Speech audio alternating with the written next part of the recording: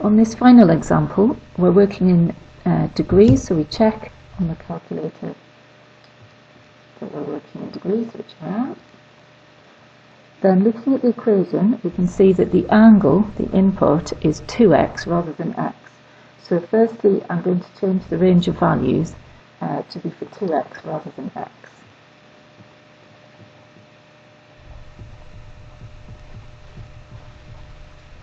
Okay, and now looking at the equation again, we can see we have a squared term, so we're thinking about the Pythagorean identities. So the one we need is the one with tan in it, and that will be, if you look it up or work it out, tan squared theta plus 1 is equivalent to sec squared theta. Okay. Now this is good news because we've got a denominator of cos here, which is equivalent to sec. So we're going to replace the tan squared in terms of sec squared, and we're going to replace the cos in terms of sec. Using brackets to make sure we don't make a mistake with the 2, we're going to need sec squared 2x minus 1 in the brackets, and then we've got plus 3, and this is the same as sec of 2x, and that will equal 0. So we have a hidden quadratic. Let's expand it out and tidy it up.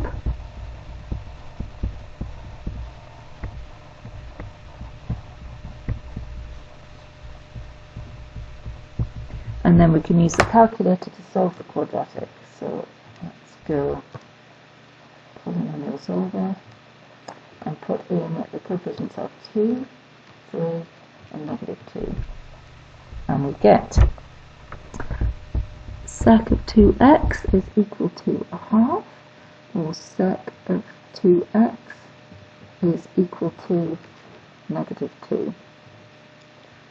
We can't do inverse sec on our calculator, so we need to take the reciprocal. So we now have cos of 2x is equal to 2. Hopefully some alarm bells are ringing there, because we know that cos is between negative 1 and 1. So this is going to give us no solutions. So we say that, we say no solutions, and we give a reason.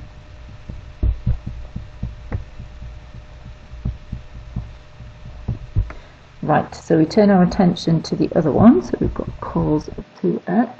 It's going to be the reciprocal of negative 2, so negative a half.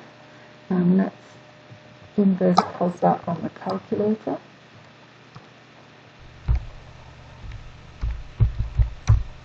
It's 120 degrees.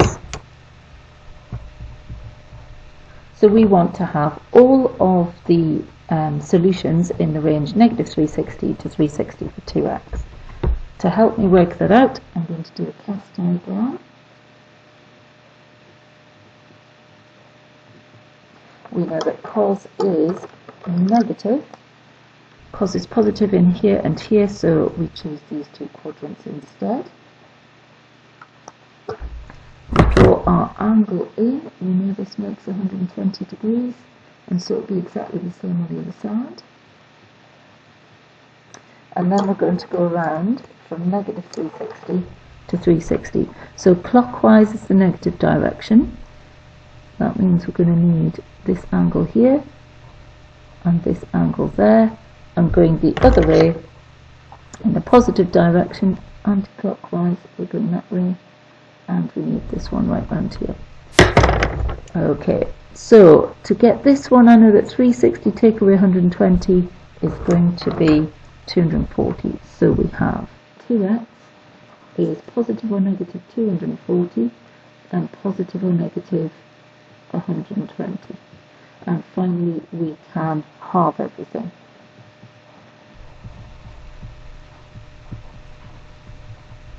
Let's double check we've got it right. This time I'm going to use the graph mode. So let's draw in the left-hand side of the equation. So we have 2 tan squared, so we need to put the tan in brackets. So tan of 2x, and the brackets, and then squared, and then plus 3 over, and it's cos of 2x, so cos brackets 2x. Okay, it equals 0, so we can just look at the roots. Let's just check the view window is sensible. we are going from, our range of values for x are negative 180 up to 180.